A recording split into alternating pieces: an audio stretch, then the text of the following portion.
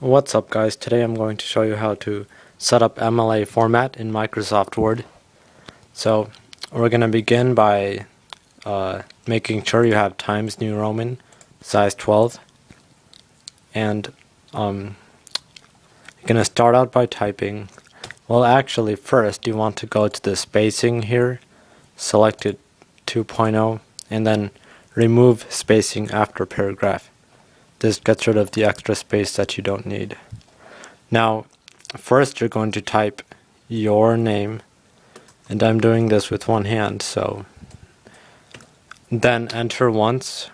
Then you're going to put your teacher's name or professor or whatever.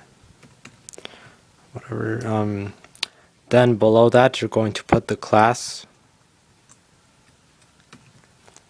and then you are going to put the date, which should be in the format day, month, year. That's the format you need to put the date in.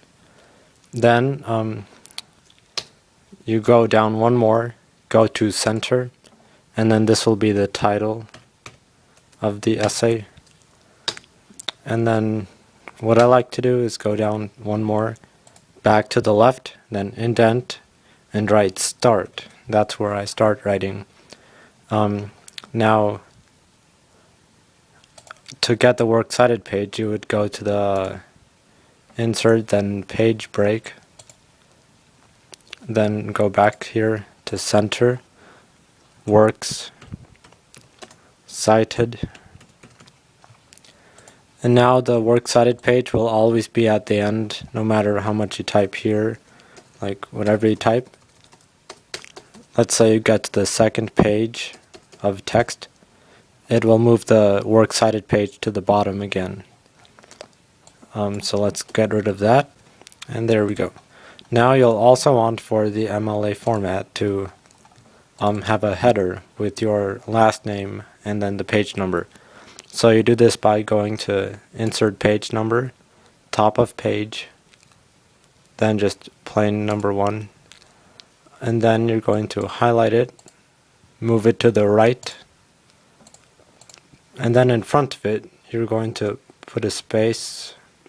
You can use the arrow key and then put your last name, so like whatever, last name, and then exit that. You'll see that it's your last name 1, then on the works cited page last name 2, and it will automatically do the page numbers for you. And that is how you set up MLA format in Microsoft Word.